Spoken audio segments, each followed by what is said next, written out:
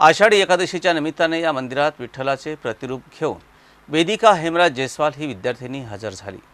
वेदिका जयस्वाल हिने आध्यात्मिक कथांमध्ये असल्याप्रमाणे विठ्ठल साकारला। मंदिराच्या परिसरात प्रतिरूप विठ्ठल असलेल्या वेदिका जयस्वाल हिला भेटण्यासाठी अनेक भाविकांनी गर्दी केली होती। आषाढी एकादशी म्हणजे विठ्ठल मंदिरात दर्शन घेण्याचा दिवस। वर्षानुवर्षाच्या परंपरेनुसार धुळ्यात आषाढी एकादशीला विठ्ठल मंदिरात भाविकांची गर्दी होते।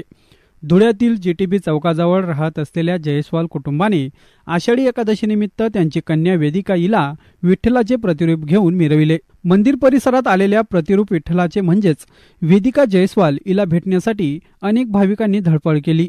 वेदिकाने यावेळी उपस्थित भाविकांना प्रसाद देखील दिला। अयोध्येत राम मंदिराच्या लोकार्पणावेळी वेदिका जयस्वालने प्रतिरामाचे रूप धारण केले होते। आषाढी निमित्त वेदिकाला विठ्ठलाचे रूप घेण्यास सांगण्यात आले। तिच्या आई वडिलांनी मोठ्या कष्टाने वेदिकेच्या चेहऱ्यावर सावळा रंग फासत तिला विठ्ठलाच्या दर्शनासाठी आणले। विठ्ठलाचे हुबेहूब बालरूप पुन्हा दाखल झाले का असा प्रश्न अनेकांना पडला। त्यामुळे अनेक भाविकांनी विठ्ठल मंदिराच्या गाभाऱ्यात जाण्यापूर्वी मंदिराच्या सभामंडप परिसरात असलेल्या नागरिकांची विठ्ठलाचे प्रतिरूप घेतलेल्या वेदिका जयस्वालने भेट घेतली। यावेळी तिचे आई वडील उपस्थित होते। सनातन धर्म म्हणजे काय, सनातन धर्माची शिकवण काय असे सांगत वेदिका जयस्वालने विठ्ठल भक्तीचा महिमा वर्णन केला। यावेळी अनेक मान्यवर उपस्थित होते। प्रतिरूप विठ्ठल असलेल्या वेदिकाच्या हातून प्रसाद घेतानाच अनेक नागरिकांनी तिच्या सोबत सेल्फी देखील घेतला।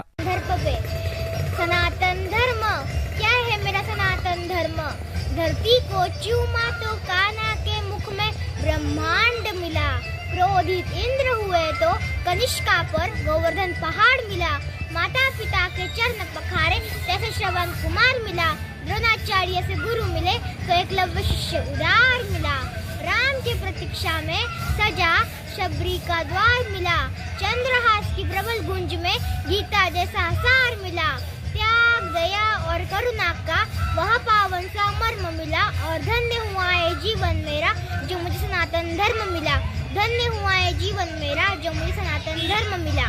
जो आज स्वरूप दिलेलं आहे विठ्ठलाचं, तर मला आपल्या मुलांना सनातन संस्कृतीबद्दल जाणीव करून द्यायची होती आणि तिला आज जो आनंद होत आहे आणि तिला बघून इतरांना पण पब्लिकला पण जो आनंद झालेला आहे तो म्हणजे शब्दात सांगू शकत नाही।